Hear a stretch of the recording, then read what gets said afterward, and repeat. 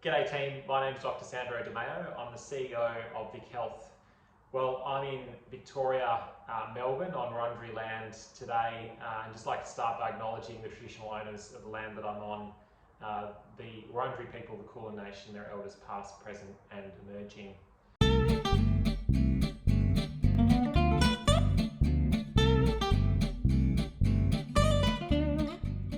It's fantastic to have you joining me here today. I would love to be either at work or maybe somewhere outside. Of course, we're in lockdown here in Victoria and I'm at home in Northcote.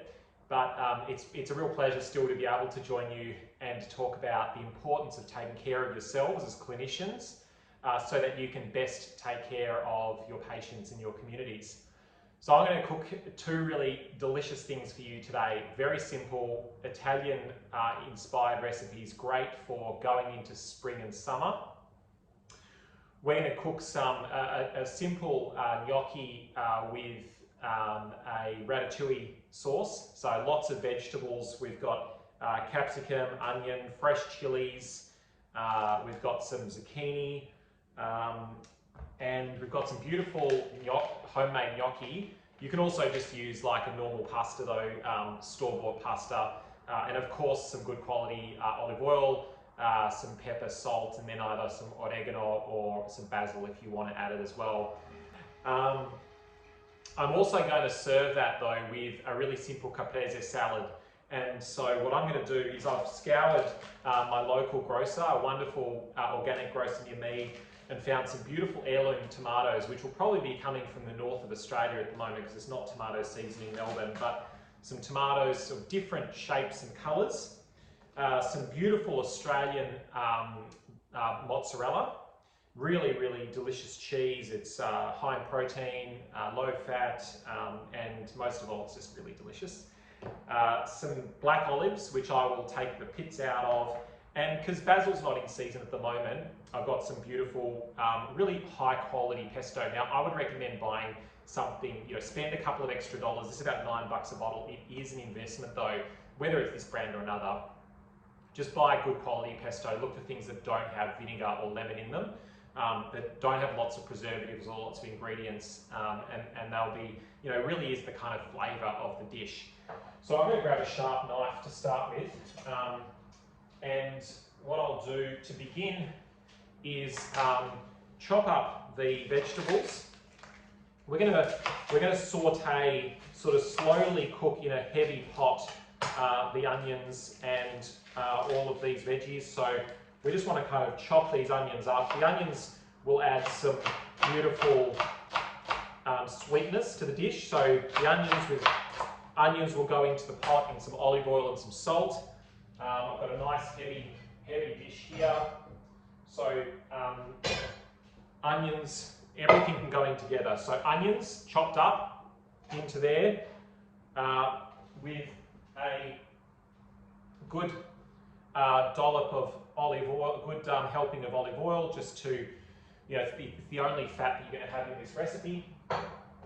And then same thing, you don't need to be precious about it, just chopping up the veggies nice and rough. They're going to cook down quite considerably, so the capsicums can go in, the zucchini can go in, so given that a wash already. Wanting to cut it all into nice chunky pieces because it's the chunkiness that will really go nicely with the pasta, the gnocchi or the pasta. And then some chili. Now, if you're not sure if it's a chili or a capsicum, before you add the whole thing, just kind of touch it on the end of your tongue. This has got a little bit of heat, but it's not a huge amount. I love chili. So all your veggies are in there. I'm going to pop that onto the stove and I'm going to slowly cook it really low heat for about 20 minutes until it all starts to caramelize. And then we're going to pop a can of tomatoes or some passata or even some fresh chopped tomatoes in there and cook it for about another 20 minutes. So we'll get that onto the stove now. At the same time, ready for the veggies, ready for the pasta. I've got a big pot of water on the stove little bit of salt, particularly if you're using gnocchi. Don't add too much salt. If you're using like dry pasta, normal pasta, the salt lowers the boiling temperature of the water, and so it means when you put the pasta in and the temperature of the water drops, it boils more quickly. It means that the pasta won't stick as easily. It also adds obviously flavour because the salt goes into the heart of the pasta and adds some more flavour to the pasta. So you're probably talking about a tablespoon into a big pot of water if it's dry pasta. For gnocchi, you're really just talking about sort of half to a teaspoon of salt. Now, next we're going to get the salad going. Well, the sauce is now starting to cook.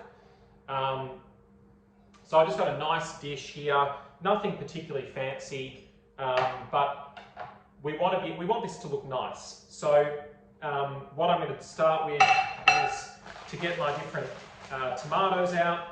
I've already given these a wash yesterday, and I've also got them out a little bit early from the fridge so that they're room temperature, because the last thing you want to do is serve a salad and for it to be freezing cold. You know, you don't get first of all, it's not very enjoyable, but also you actually don't get all the flavours.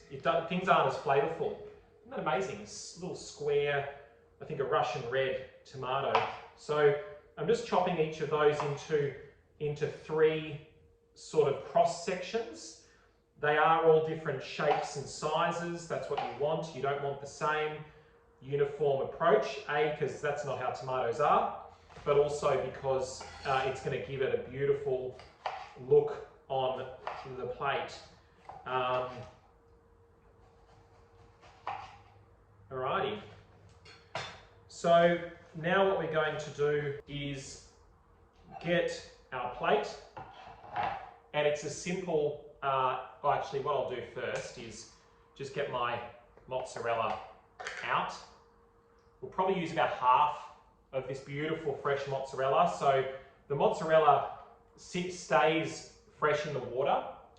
So you're just getting the mozzarella out. Again, chop that up into nice pieces. You can also just tear it, but I like it in big chunks. All right, and now we're ready to assemble our salad. So just put the different colors of tomatoes, mix them all up. You don't want them all together. You don't want them all uniform. You want to see the beautiful different colors on the dish. Then as you can, start to do a second layer. And so what you end up with is this beautiful range of colors across. I'm now going to pop my mozzarella on top, and then I've got some black olives, which I'm just going to pit, and I'm just putting so if you had green olives, or if you had store-bought, black or green olives, it doesn't really matter. If they're firm and they've already had the pips taken out, totally fine too. Just chop them up, or even put them on whole. You're just looking for a nice visual effect, and the olives, what they bring is just a saltiness, a salty fermented flavour to the dish. You can get that from capers is another great way. Now, what you end up with is this beautiful looking salad, that I've just ruined by trying to show you. This beautiful looking salad. And so what I will do is put that aside now, and later we're going to put some beautiful fresh dollops of fresh pesto on top just before we serve it. If we had fresh basil, I'd also put a few leaves of fresh basil on top, or even fresh basil instead of the pesto.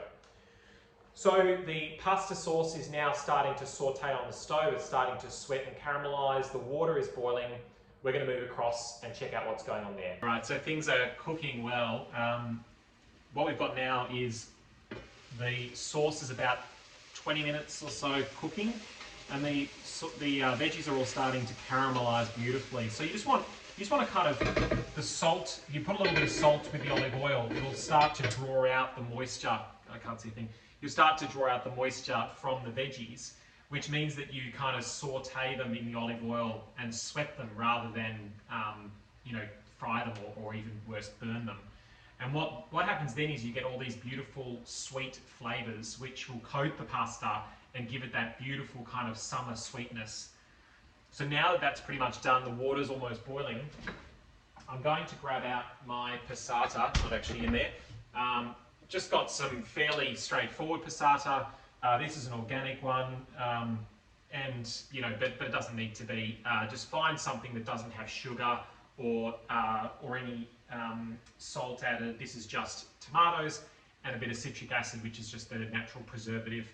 So I'm going to now add that to the pot. Probably about 2/3 of a bottle. We don't need too much.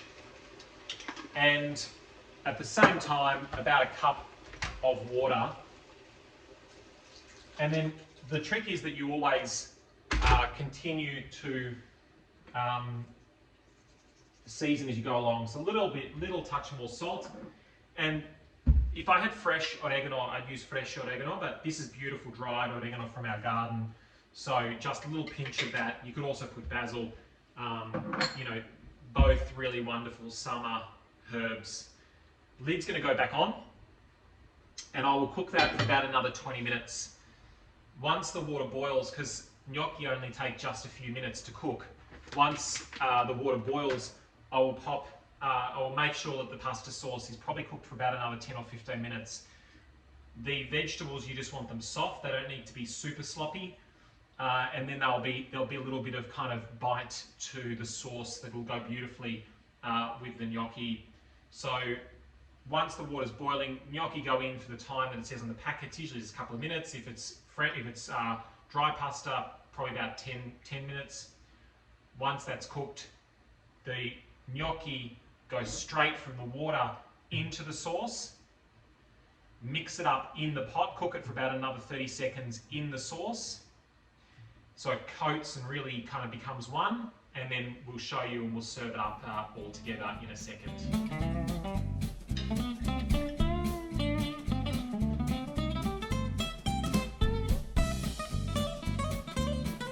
Well, and that, my friends, is your lunch. So we've got a beautiful gnocchi with veggies, lots of veggies, and a delicious caprese salad. So I'm going to get on and eat this, but I just want to say, look, you guys are such champions. Frontline healthcare workers across Australia have and will continue to get us through this pandemic, and I just want to say what a privilege it is to be able to contribute and support you guys in this very small way. You're an inspiration, and I don't use that lightly. You guys should all, do everything you can to support yourselves and each other, knowing that Victorians and Australians and Queenslanders all have your backs. For now though, well done to you all.